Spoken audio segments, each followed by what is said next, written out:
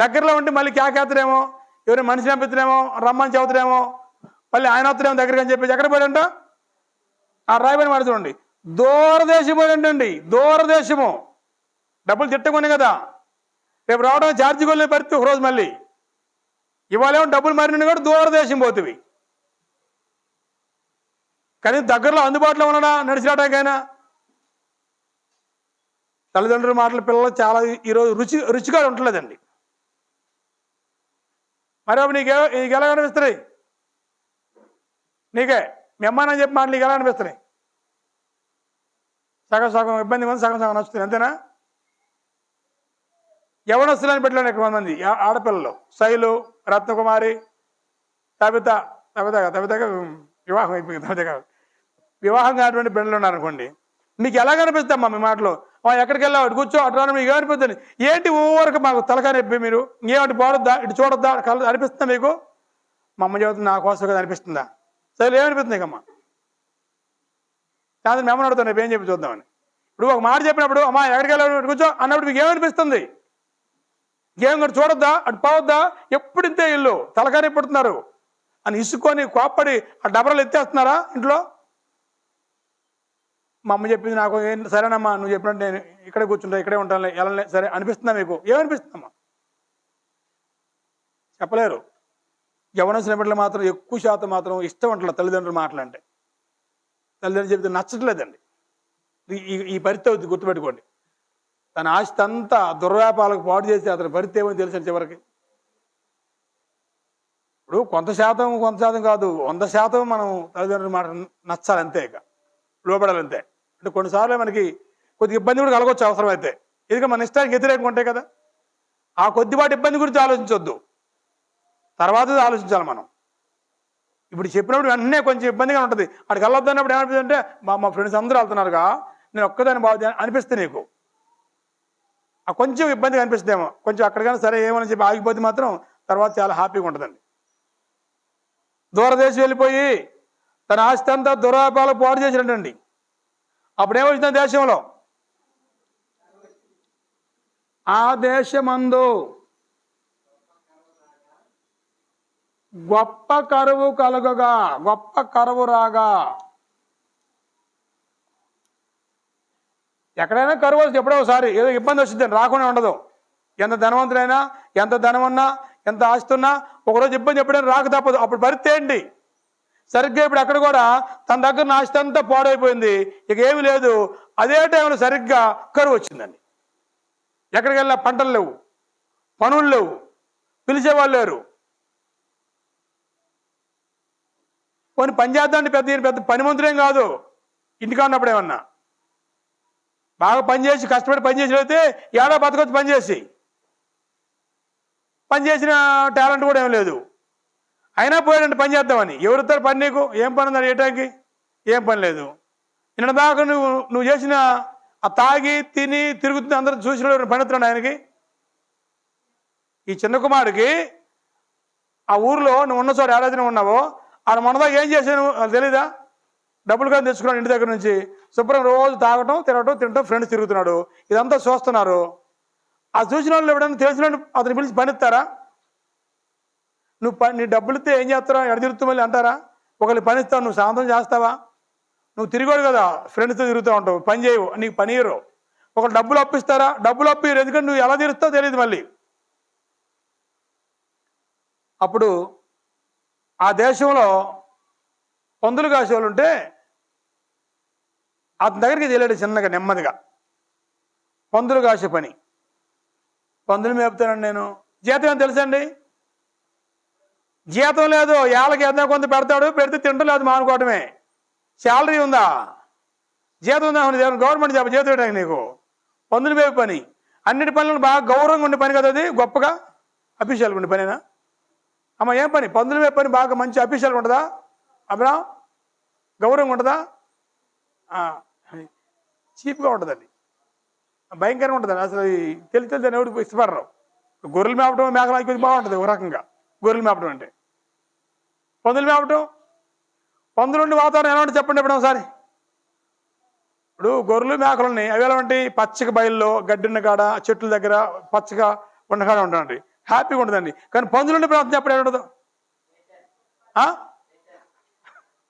మురికి కంపు.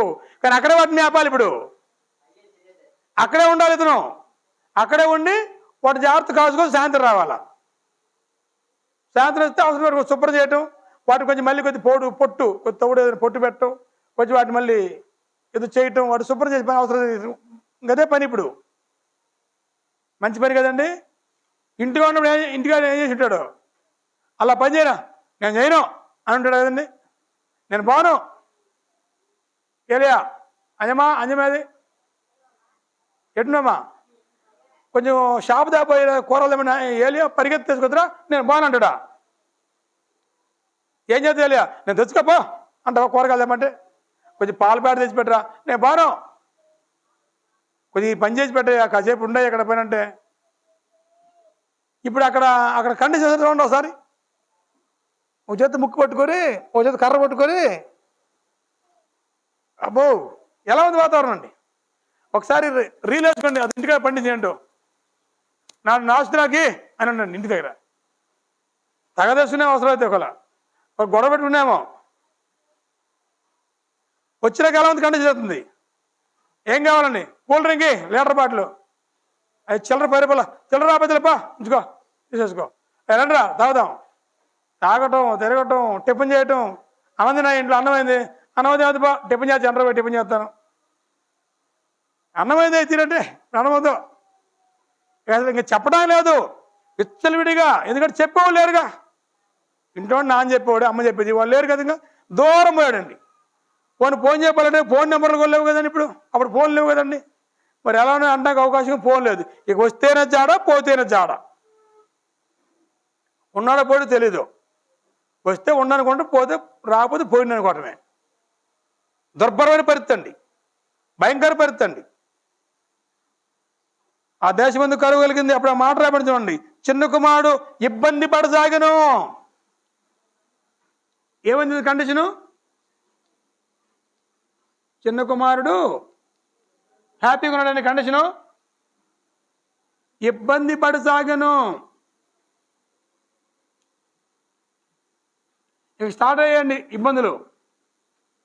ఇంటి దగ్గర ఉన్నప్పుడు నేల బిందె ఏదో మోస్తున్నావు, ఏదో కొద్ది బరువు మోస్తున్నావు, ఇబ్బంది పడుతున్నావు. తండ్రి ఏం చేస్తాడు చెప్పండి. ఎదురొచ్చి పరిగెత్తుకో ఇటీ మా నువ్వు నాకటి నువ్వు మొయ్యలేకపోతున్నావు, నువ్వు ఇబ్బంది పడుతున్నావు, నాకటి నడలేకపోతున్నావు, కొంచెం ఎత్తుకొని అవసరమైతే. ఇబ్బంది పడకుండా చూసుకుంటాడు తండ్రి. అదైతే భుజం ఎత్తుకుంటాడు కాసేపు నడలేకపోతే. అక్కడ ఇబ్బంది పడితే పలరించి నాదులు ఉంటాడండి అక్కడ. ఏంట్రా ఇబ్బంది పడుతుంది అంటారండి. అసలు అదే కంపు, అసలే మురికి బురద. అక్కడికి వెళ్ళి ఎవరు పలుతాడు. ఇప్పుడు నిన్న మొన్న ఉన్న ఫ్రెండ్స్ అందరూ ఆ డబ్బులు ఉన్నప్పుడు తిరిగి ఫ్రెండ్స్ అందరూ వచ్చుంటారా ఫ్రెండ్స్ అందరూ ఎవరన్నా ఒక్కరు రాలేదండి. బెల్లం ఉంటే ఏగలవుతుంది, బెల్లం ఏగలకి వస్తాయి. ఇదేమో డబ్బులు చెప్పి ఫ్రెండ్స్ మధ్య వచ్చారండి. రారా అని ఫ్రెండ్స్ మధ్య వచ్చారండి. ఎప్పుడేమో డబ్బు అయిపోయిందో ఇక ఫ్రెండ్స్ ఒకవేళ నెమ్మదిగా జారుకున్నానండి. ఒక్కడైపోయాడు. ఇప్పుడు ఏ పని లేదు, పందులు కాసే పని ఒప్పుకున్నాడండి. ఇబ్బంది పడసాగను. ఎంత ఇబ్బంది అంటే తినటానికి ఆహారం లేక ఆకలి అవుతుంటే వాళ్ళు పెట్టిన కొంచెం అరకొర సరిపోక ఆ పందులు పెట్టినటువంటి పొట్టును చూశారండి. పందులు తిని పొట్టుతో తమ కడుపు నింపుకొని ఆశపడను. ఇంకా తెల్లా ఆశపడ్డాడు. ఆ పొట్టనకు తింటే బాగుండేడుకుందే, ఆ పొట్టు తింటే బాగుండు, కొంచెం మాకు ఆకలి అవుతుంది. ఎందుకంటే వాస్తవంగా పొట్టు కూడా బాగానే ఉంటుంది తెలుసా మీకు సంగతి. తౌడు తిన్నారు మీరు, తౌడు మీలో అద్భుతంగా ఉంటుంది. కావాలి అని తినమని చెప్పడం కాదు కానీ చూడండి ఎప్పుడన్నా తియ్యగా ఉంటుందండి, బాగా టేస్ట్ ఉంటుంది. అసలు ఇప్పుడు తినే బియ్యం లేదు, ఉందని తౌడులో సరుకు అంతా ఉంది, సారం అంతా. మనం తౌడు అంతా తీసుకెళ్ళి గేదెలకు వేసి ఆ బియ్యం తింటున్నాం మనం. బియ్యం లేవలేదు పిప్పది, గొంతు పట్టుకుంటుంది పిప్పి. కానీ తౌడు చూడండి, ముద్దు తౌడు చూడండి, మెత్తడి తౌడు తీయగా ఉంటుందండి. అలాంటి పొట్టు, మంచి బలమైన పొట్టు ఆ పందులు దానా వేస్తామంటే ఆ దానా చూసారండి. ఆ పొట్టు అది తీసుకొని తిందాం, అది తింటే బాగుండు, అది తిందాం అనిపిస్తుంది అతనికి. అది తినాలని అనుకుని ఆశపడ్డండి. కానీ ఆయన తిన్నెత్తాడా? నేను నీకు పొట్టెత్తు నువ్వు తీసుకు వాటికే నువ్వు తినవంటే ఆ పరిస్థితి ఏంటండి? ఎంత దుస్థితి అండి అది. ఇందాకేదో పాట గుర్తుంది కదండి, పందులు మేపుచు ఆకలి బాధతో పొట్టును మేసిన దుష్టుడనయ్యా. ఇంటి దగ్గర కొంచెం అన్నం చల్ల పెడితే ఏం చల్లంగా ఉంది నాకు వద్దు. కుమారులు ఉంటారు కొంతమంది అండి, పొద్దున కూర మళ్ళేసేవా నాగరాజు అంటారా? ఈ కూర పొద్దురుదేగా నాకు వద్దు. రాత్రి కూర మళ్ళీ ఇప్పుడు చల్లంగా ఉంది అన్నం అయింది, ఈ టీలో పందాలు ఎత్తి టీ వద్దు ఏమొద్దు. ఇప్పుడు ఒకసారి ఆయన పోస్ట్ చూపించుకోండి, ఆ తప్పిపోయిన కుమారుడు, ఆ చిన్న కుమారుడు పొట్టు తింటే ఏమనిపిస్తుంది? ఆ పొట్టు కూడా తింటానికి అవకాశం లేదు, పందులు నెడతి ముట్టిపెట్టి అవసరం అయితే అటు గియ్యమని కాళ్ళతో తొక్కెట్టి నెట్టి పెడితే అవసరం అయితే. ఆకలి బాధ ఎవరు అన్నం పెట్టక డబ్బులు లేక ఆఖరికి ఆ పందులు మేసే పొట్టన తిందామని పరిస్థితికి వచ్చాడండి ఆయన. నిజంగా అర్థం కాదు, ఇంట్లోనే అర్థం కాదు ఎవరు కూడా అండి. తండ్రి దగ్గర ఉంటే తల్లి కాదంటే అర్థం కాదండి, కొంచెం దూరం వెళ్తే అర్థమవుతుంది ఆ బాధ ఏదో. అన్ని సౌకర్యం ఉంటే అర్థం కాదండి ఇంట్లో, ఆ సౌకర్యం లేకపోతే బయటికి వెళ్తే అర్థమవుతుంది ఒక బాధ అండి. ఒక మనిషి ఉన్నప్పుడు ఆ విలువ తెలియదు, అవసరం విలువ తెలియదు.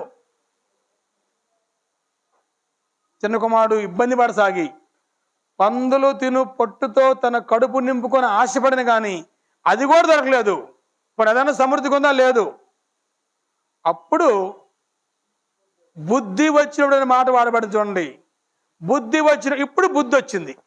ఇప్పుడు బుద్ధి రావడానికి ఏం జరిగింది? ఇప్పుడు దాకా ఎంత స్టోరీ జరిగి ఉండొచ్చు?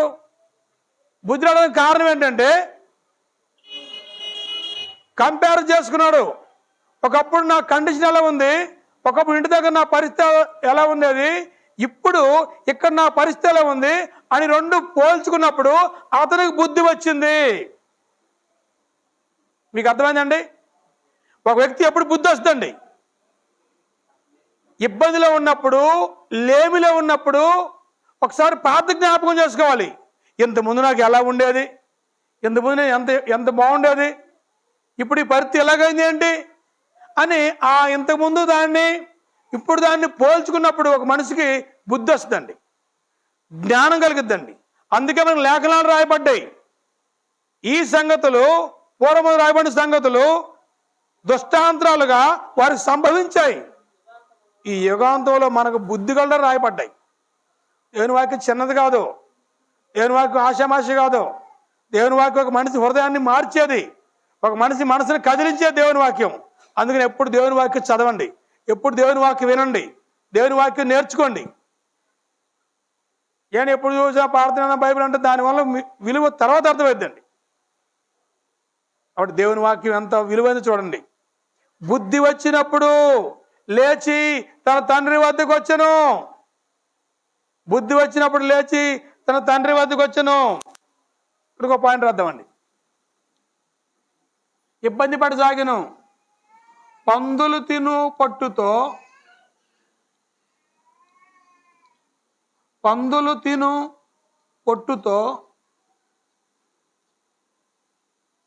ఏం చేయలేకున్నాడు?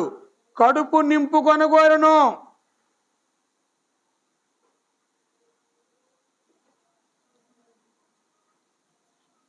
కడుపు నింపుకొనగోరెను.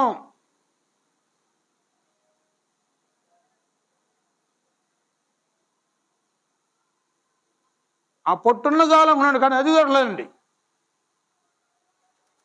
తిన్నగారు గారె సేదేనంట. ఎందుకండి? ఎక్కువ తిన్నా కానీ సేదే. ఏం గారెలు బాగాలేమండి సగం తిన్న తర్వాత. అది నిజంగా బాగాలేకపోవడం కాదు, ఎక్కువైన మాట అండి. తిన్నా సగం కూర బాధ ఉండే కథను ఎక్కువ అట్నే ఉంటుందండి. ఇంటి తగినప్పుడు అతని కండిషన్ ఎలా ఉండి ఉంటుంది? గారెలు కూడా చేదే ఇంటి దగ్గర ఉన్నప్పుడు. ఇప్పుడు పొట్టు, పందులు తినే పొట్టు, గింజలు కాదు. మళ్ళీ ఆ పొట్టు కూడా కమ్మ తింటకి ఇష్టపడితే ఆ పొట్టు కూడా దొరకల. అప్పుడు బుద్ధి వచ్చినప్పుడు లేచి తన తండ్రి వద్దకు వచ్చెను. బుద్ధి వచ్చినప్పుడు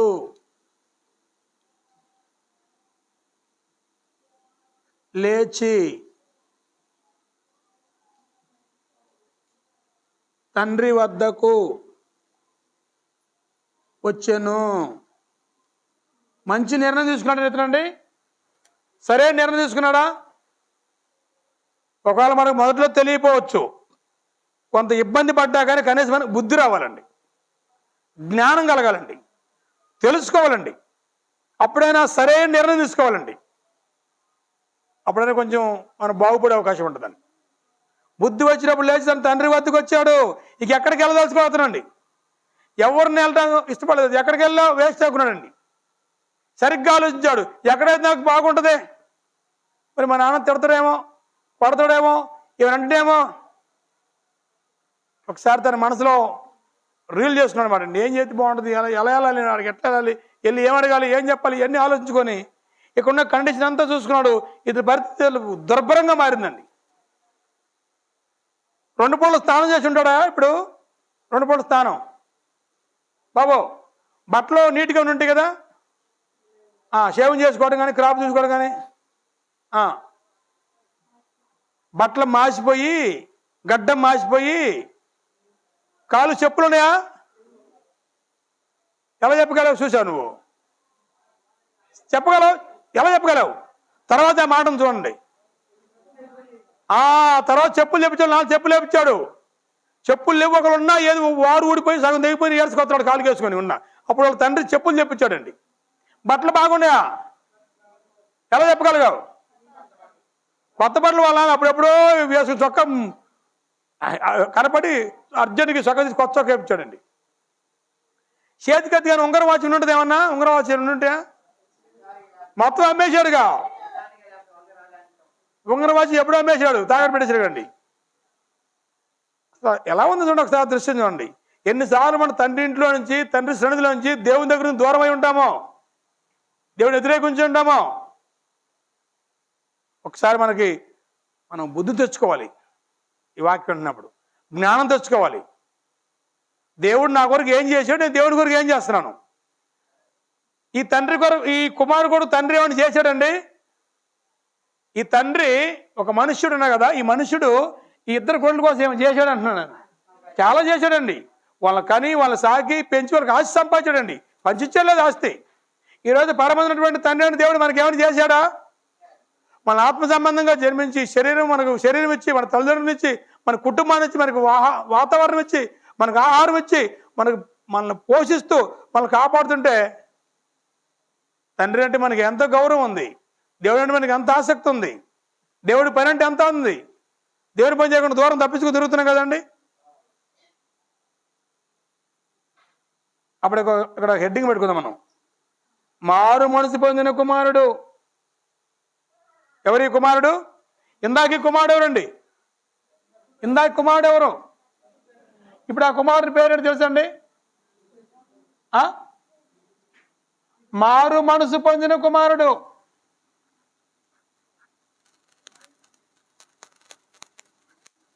మారు మనసు పొందిన కుమారుడు. ఇతనికి మారు మనసు రావడానికి కారణం ఏంటి? ఎవరు చెప్పుకుంటారు? అతని జీవితం, అతని అనుభవం, గతాన్ని పోల్చుకున్నాడు. నేను మా నాన్నగారు ఉన్నప్పుడు నేను అసలు 8 గంటల 9 నిద్రలేసేవాడిని కాదు. నేను అప్పుడు దర్జా లేచి బెడ్ కాపీ తాగి బెట్టి తాగి సెంటర్ పైకి వచ్చి పేపర్ చూసుకొని సరదా టిఫిన్ చేసి వచ్చేవాడిని. నేను ఇదేంటి నాకు ఇక్కడ పరిస్థితి? ఒకసారి ఆలోచించుకున్నాడండి. ఒకసారి ఆలోచించుకున్నాడు అతను, ఏంటి నా పరిస్థితి ఎలాగైంది ఏంటి ఇప్పుడు? అప్పుడు అతనికి బుద్ధి వచ్చిందండి. బుద్ధి వచ్చి ఆయన అనుకుంటున్నాడు.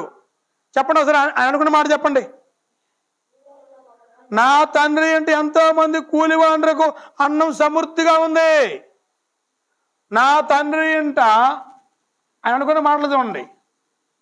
నా తండ్రి అంట ఎవరికంట? కూలి వాళ్ళకి.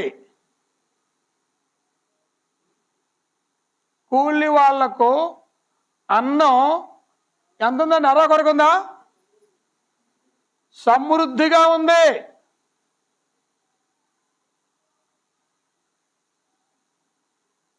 నా తండ్రి ఇంట కూలి వాళ్లకు అన్నం పుష్కలంగా ఉంది, సమృద్ధిగా ఉంది. కనీసం 3 పూటలు భోజనం దొరుకుతుంది పనిచేసే కూలీలకు కూడా మా తండ్రి ఇంట్లో. నేనైతే ఇక్కడ ఆకలికి చచ్చిపోతున్నాడు అంటండి. మొన్న ఏదో అంటే చచ్చిపోయి నీ మాటలాగానంటే మరి ఇప్పుడు చచ్చిపోయి మొన్న చచ్చిపోలేదా? ఎక్కడైతే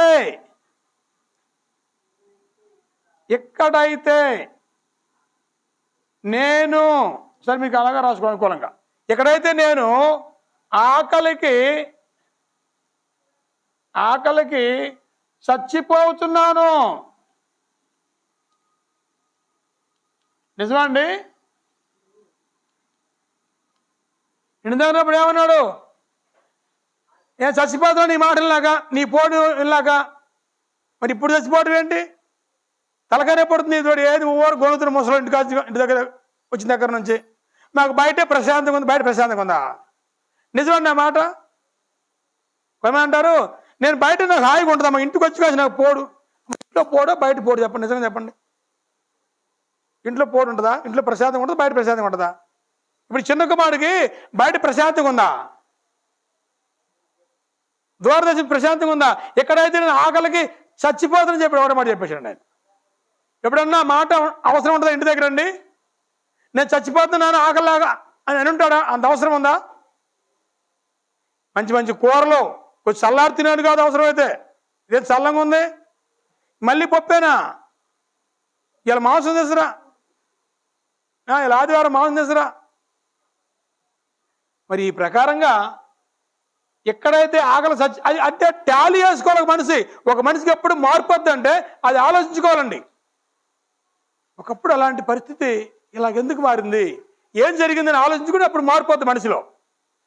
నా తండ్రి ఇంట్లో కూలీలో కూడా మంచిగా భోజనం ఉంది కదా, పుష్కలంగా సమృద్ధి భోజనం ఉంది. ఇక్కడ నేను ఇంత బాధపడుతున్నాను, ఆకలికి నేను చచ్చిపోతున్నాను.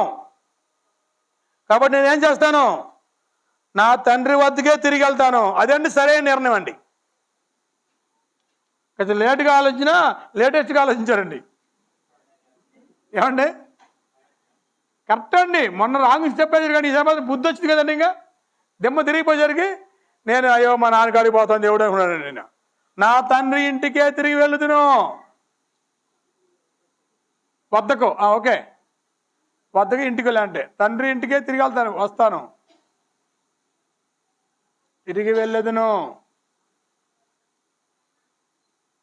మీ నాన్నవారు పని చేవుతురుగా మరి ఇప్పుడు ఎట్లా? మరి ఇప్పుడు ఎక్కడా నీళ్ళు చేయమంటారు, కట్టెలు చేయమంటగా?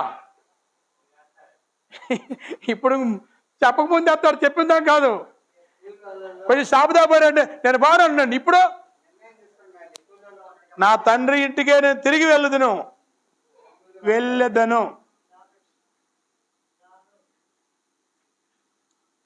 నా తండ్రి వద్దకే, ఇంకెక్కడికి వెళ్తాను అవకాశం లేదు నాకు. మరి స్టేజ్లో పోవచ్చు, చాలా మంది స్టేజ్లు ఉంటాయి, డూప్లికేటు డబ్బులు తినేవాళ్ళే. ఆ రోజు ఎంతమంది ఫ్రెండ్స్ ఉంటుంటారు ఇంటి దగ్గర? అసలు నువ్వు మోనార్ ఫ్రెండ్ ఉంటాడు, అసలు నువ్వు భలే డేర్ అండి. ఇది ఎంత చేసినాయండి మీ నాన్న? మా నాన్న రెండు మాట్లాడి జరిగి చూపించి డబ్బులు ఇచ్చాడు. అసలు నువ్వు మాత్రం హీరోరా నువ్వు. ఏమండి? అసలు నీ ఎముకలేని చెయ్యికి అలా నువ్వు నీ తర్వాత ఎవడే అన్నాడండి. అలాంటి ఫ్రెండ్స్ చేరిపోయారండి. ఇప్పుడు ఆడికి వెళ్ళటానికి ఇతనికి ఆలోచన వచ్చిందండి. మా ఫ్రెండ్ ఉన్నాడు నాకు అనుకున్నాడా? నమ్మటం లేదు ఈరోజు. ఎందుకంటే ఒక్కరు లేడు ఈరోజు. ఇలా కాకపోయినా గడుతుందేగా. అందుకని ఏదేమని సరే నేను మళ్ళీ సరిగ్గా తిరిగి మా నాన్న దగ్గరికి పోతాను, నా తండ్రి వద్దకు వెళ్తాను. అందుకే చెప్పాడు దేవుడు, ఇశ్రాయేలులారా, ఒకవేళ మీరు పోతే పోయారులే, ఒకవేళ తిరిగి రావాలనుకుంటే ఖచ్చితంగా నా వద్దకు రండి అని చెప్పాడండి. ఎంత ప్రేమగా దేవుడు చూడండి ఆయనండి. మొన్న పోయారు కాబట్టి పోండి అన్నాడండి ఆయన. మొన్న నా మాటలకు నువ్వు పోతే పో అన్నాడా? నువ్వు పోతే పోయావు, ఒకవేళ నువ్వు రావాలనిపిస్తే మాత్రం నా దగ్గర రారా చెప్పాడండి ఆయన. ఆయనని తండ్రి, అదని తండ్రి మనసు. అన్న తమ్ముడు అయితే ఇంకో రకం ఉంటుంది. ఇక్కడ ఉంది అన్న మనసు ఎలా ఉండవు. కానీ తండ్రి మనసు వాస్తవానికి ఆస్తి అన్నదేం కాదు, తండ్రిది. అది తండ్రిది కొడుకు ఇచ్చాడు. కానీ అన్న ఎంత ఫీల్ అయ్యి చూడండి ఒకసారి, తండ్రి ఎంత ఫీల్ అయ్యి చూడండి. నా తండ్రి వద్దగా తిరిగి వెళ్తాను. పశ్చాత్తాపని మాట చూడండి. పరలోకానికి విరోధంగా నేను పాపం చేశాను, ఇక మీద నీ కొడుకును అనిపించుకోవడానికి నేను పనికిరాను. నేను అర్హుణ్ణి కాను నాన్న. మరి ఎలాగ నీకు అన్నం పెట్టాలా? మన ఇంట్లో చాలామంది పనివాళ్ళు ఉన్నారుగా, వాళ్ళతో పాటు ఒక ముద్ద పెట్టి చాలు. పనివాడు అనిపించుకోండి నేను. ఏ బాబోయ్, అసలు ఏంటి ఇంత మార్పు అయింది? ఎప్పుడన్నా పని చేస్తే నేను పనివాడిని అంటున్నాను, అవసరం అని ఉంటుంది. నేను పనివాడినా, మీకు పనివాళ్ళు చెప్పుకోపోయా అంటే అవసరం అయితే కొంచెం చేద్దాం పోయినా, కొంచెం నీళ్ళు వచ్చినా అంటే నేను మారిపో, నేను పనివాడిని, నీ కూలన్నా, కొంచెం పని చేయ, కూలి కదా పెట్టుకో, నేను కూలన్నా. మరి ఎవరు నువ్వు? మూతపో రైతు ఏమన్నా? అసలు మామూలుగా ఇప్పుడు నేను కూలేను అన్న మనిషి ఇప్పుడు అంటున్నాడు. ఒకవేళ ఈయన ముందుగా అనుకోని ఒకవేళ మా నాన్న ఏమని అంటాడేమో, వాస్తవం ఆయన అండవు, ఇతనికి డౌట్ అనమాట అండి. మళ్ళీ అట్టు అన్నం పెట్టాలరా అంటడేమని చెప్పేసి అప్పుడు నేను ఏం చెప్పాలా? అప్పుడు నేను చెప్తానంటే, నా కొడుకుగా కాకుండా కూలడుగు పెట్టుకొని అడుగుదాం అనుకుంటున్నాను నేను మనసులో ఫిక్స్ అయిపోయాడు. ఇక వాస్తవం తండ్రి అట్టేమో అండవు, ఇతనే ఊహించుకొని ముందుగానే ఒకళ్ళని మళ్ళీ పోతే మరి ఏమంటుందని చెప్పేసి భయం చేసి ఈసారి ఏం చెబుతాను, ఇక మీదట నీ కుమారుడు అనిపించుకోవడానికి యోగ్యుని కాను కానీ నీ కూలి వంటలో ఒకనగా పెట్టుకొని కొంచెం అన్నం పెట్టి చాలు. ఎంత దీన దశ చూడండి, ఎంత స్థితి మారు చూడండి. నిజంగా మారు మనసు తగినటువంటి జీవితం ఇదండి. ఒక వ్యక్తి మారు మనసు పొందితే తగ్గించుగా బ్రతకాలండి. కుమారుడు కూలివాడు ఎంత ఉంటుందండి. కుమారుడు గని మీద తిరుగుతున్న పని చేయడండి, కూలివాడితే దిగి బురదలో పని చేయాలండి. కుమారుని స్థానంలో నుంచి ఇప్పుడు ఏమంటే డౌన్ అయిపోయి, అదే మారు మనసు అండి. పశ్చాత్తాపడి ఆ తప్పు అర్థం చేసుకొని నేను పరలోకమునకు విరోధంగా నేను పాపం చేసింది. ప్రతిరోజు మనం అందరం ఇలా ఆలోచించుకోవాలి, నేనేమైనా చేశానేమో, ఒకళ్ళు దేవునికి వ్యతిరేకంగా పాపం చేస్తున్నానేమో, నేను దేవునికి వ్యతిరేకంగా చేస్తాను అనుకోవాలండి. అనుకొని ఎప్పటికప్పుడే మారు మనసు పొందాలండి. అప్పుడు మనం దీవించబడతామండి. తండ్రి వద్ద ఏడుకోవాలి, మనం తండ్రిని అడగాలండి. ఈయన అన్నాడు, అయ్యా నేను కుమారుడుగా కాదు కానీ నీ కూలి వాండ్రిలో ఒకనుగా పెట్టుకొని అంత అన్నం పెట్టు చాలు. ఇక మీద నీ కుమారుడు అనిపించుకుని యోగ్యుని కాను, నా తండ్రి ఇంటికి వెళ్తాను. ఆ వెళ్ళి ఇక మీదట నీ కుమారుడను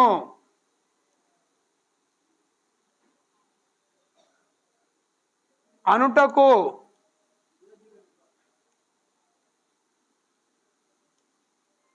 యోగ్యుడను కాను. మరి ఎవరినో? కూలివారిలో ఒకరిని. కూలివారిలో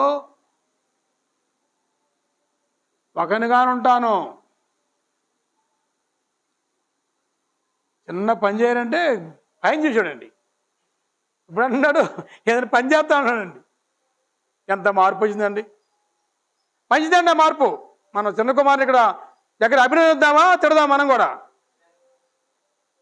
అతను మెచ్చుకోవాలండి. అంటే అప్పుడు ఏదో పొరపాటు జరిగింది, ఎవరు చెప్పి మాట్లాడి ఏదో కంగారు పడి కానీ తర్వాత మంచి నిర్ణయం తీసుకున్నాడు చూడండి. ఇప్పుడైనా బ్రహ్మాండంగా అండి. అసలు ఇతను అనుకుంటున్నాడు కానీ వాస్తవం అలానే పని చేయలేదండి. బోల్డ్ వేస్తుంది, నువ్వేం పని చేస్తే కూర్చో తిన్నా అన్నటువంటి తండ్రి అండి ఆయన. కానీ ఇతనే కంగారు పడుతున్నాడండి. అంటే రెడీ అయిపోయాడు, పని చేయడానికి రెడీ అయిపోయాడు. ఇక కూలి వాళ్ళు ఒకలుగా ఉంటా, నేను ఇంత అన్నం పెట్టి చాలు, నాకు ఇంకే వద్దు. చెప్పులు అడుగుతున్నాడు, ఇప్పుడు ఉంగరం అడుగుతురా, బూట్లు అడుగుతురా, ఏం ఆడాడు ఆయన. అన్నం అంటే చాలు 3 పూటలు అడుగుతున్నాడు అనమాట. బుద్ధి వచ్చిన వాళ్ళు అలాంటి మార్పు రావాలండి. బుద్ధి వచ్చిన కుమారుడు.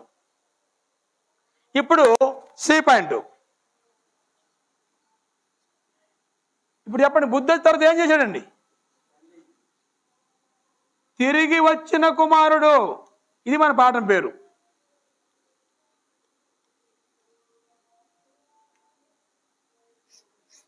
మనం చాలాసార్లు తెలుసుకుంటే విషయం, కానీ దాన్ని మళ్ళీ పాటించమండి. విషయం అర్థమైంది కండి. అప్పుడు ఏం చేయాలి? వెంటనే చేయాలి ఆ పని. ఎప్పుడైనా సరే నాకు అర్థమైతే, నేను గ్రహిస్తే దాన్ని అన్ని అమలుపరచాలి తప్ప పోదాంలే ఈ సంవత్సరం అట్టగొట్ట సర్దుకొని ముందు నాడు చూద్దాం అనుకున్నాడు ఆయన. వెంటనే అండి. ఇప్పుడు చదవండి 18-19 వచ్చిన చూడండి ఒకసారి. 18-19. నేను లేచి నా తండ్రి వద్దకు వెళ్ళి, తండ్రి నేను పరలోకమునకు విరోధంగా నీ ఎదురు పాపం చేస్తుని. ఇదండి పశ్చాత్తాపానికి మనిషి అండి. ఒప్పుకోవాలి ప్రతి ఒక్కరు ఈ రోజు దేవుని దగ్గర. నేను పాపిని, నేను పాపం చేశాను, నేను తప్పు చేసిన ఒప్పుకోవాలండి. ఆ ఒప్పుకోవడంలోనే పశ్చాత్తాపం ఉంది. అవతల వ్యక్తి మన మీద మనసు కలిగిద్దండి. ఒప్పుకోలేదనండి. ఇక మీదట నీ కుమారుని అనిపించుకోవడం కూడా యోగ్యుని కాను నేను. నన్ను నీ కూలి వారిలో ఒకనిగా పెట్టుకోమని అతనితో చెప్పుదును అనుకొని, ఇంకా చెప్పలా పూర్తిగా మాట కూడా.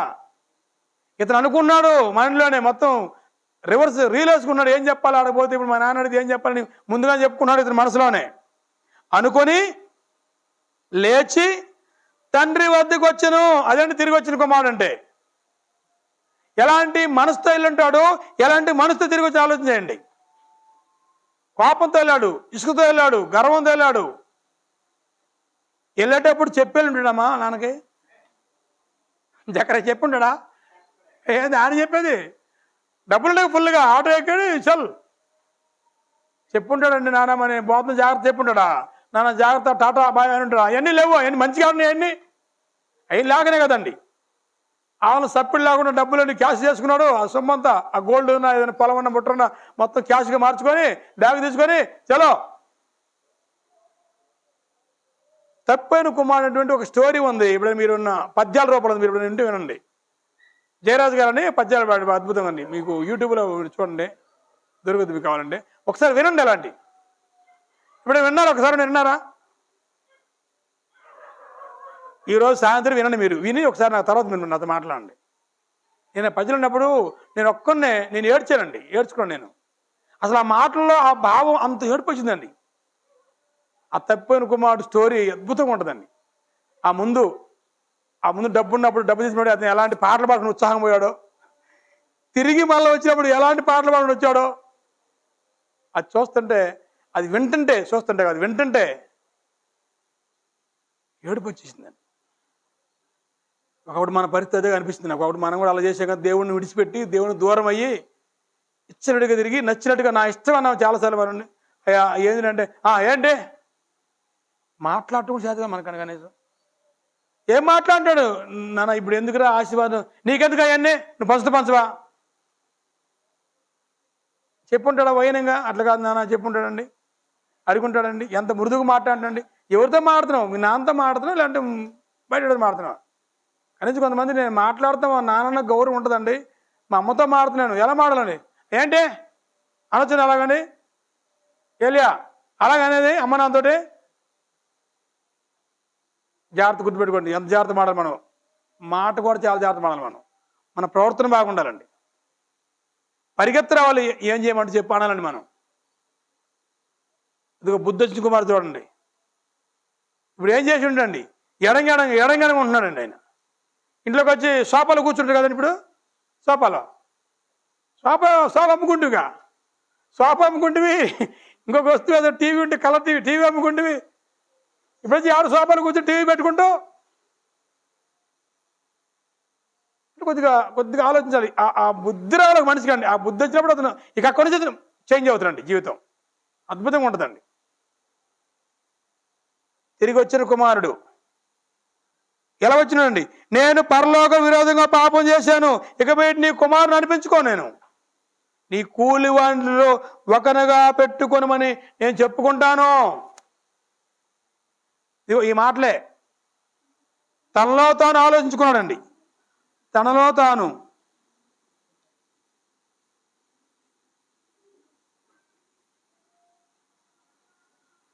బుద్ధి వచ్చినప్పుడు తనలో తాను యోచించుకొని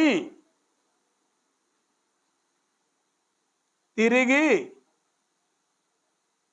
తండ్రి వద్దకు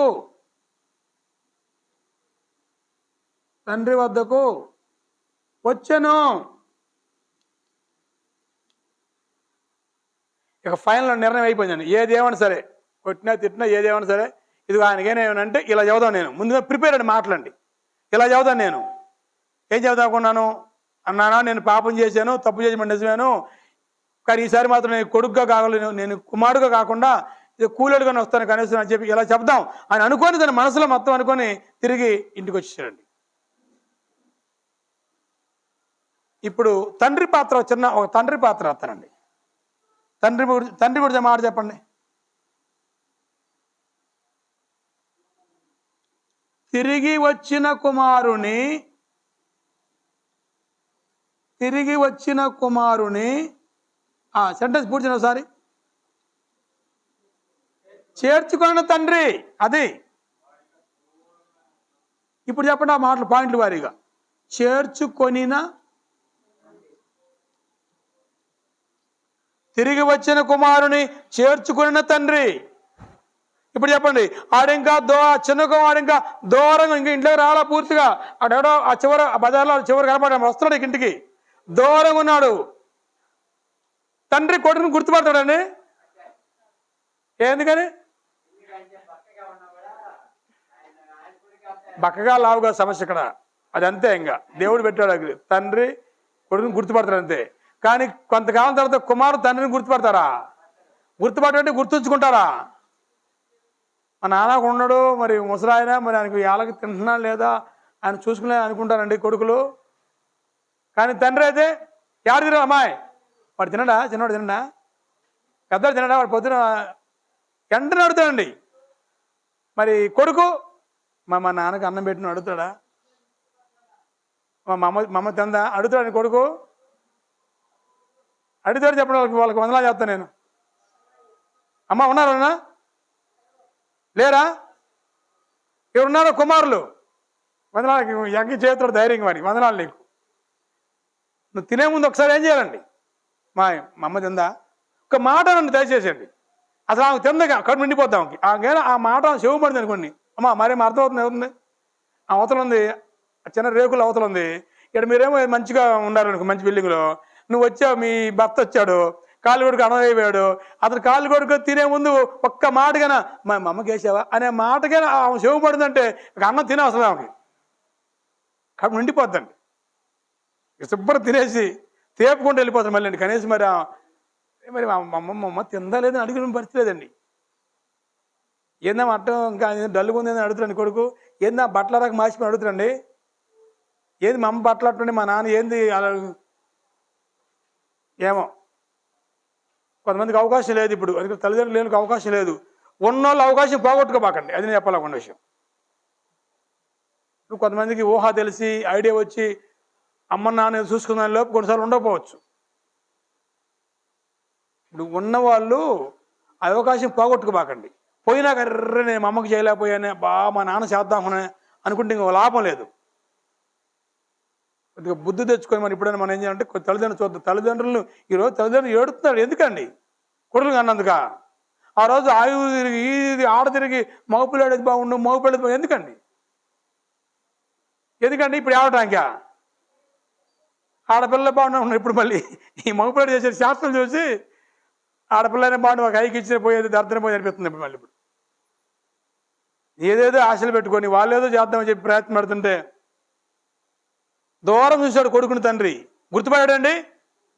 అదే దూరం తండ్రిని కొడుకు గుర్తుపడతాడా? ఎవడు పోతున్నాడుగా, ఎవడు అనుకుంటున్నాడు ఆయన.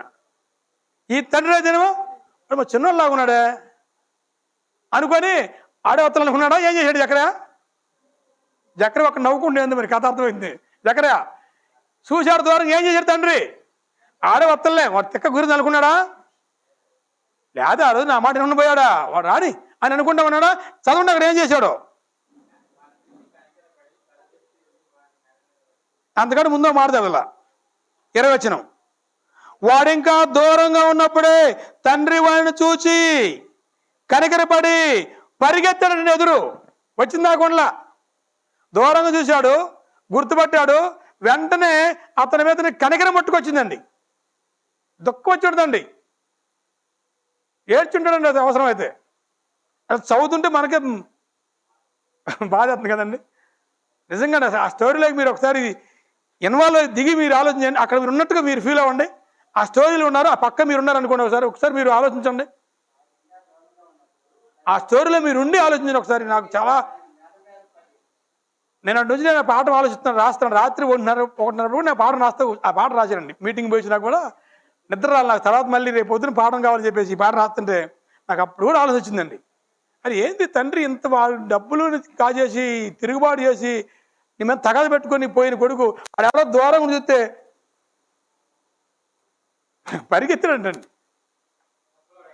మళ్ళీ ముసలాడు ఆ పని చూడండి, ఏమన్నా కుర్రాడు చెంగు ఉండడానికి ముసలోడు అయ్యుండి, పెద్ద వయసు అయ్యుండి, మోకాలు ఎప్పులు వచ్చిండి గబగబగా పోయండి బయటకండి. గబగబగా పోయి అప్పటికి ఆల్రెడీ పందులు కంపు కొట్టిందండి. ఎట్టుండి అతను కండి ఊహించుకోండి. ఎన్ని రోజులు నీళ్ళు పోసుకోక ఆ జుట్టు ఎట్టుంటుందో, ఆ బట్టలు ఎట్టుండయో, మెడ మీద పడి ముద్దు పెట్టినాడంటండి ఆయన. వాడు దూరంగా ఉన్నప్పుడే తండ్రి వాడిని చూచి వాడి మీద కనికరపడి, వాడు దూరంగా ఉన్నప్పుడే.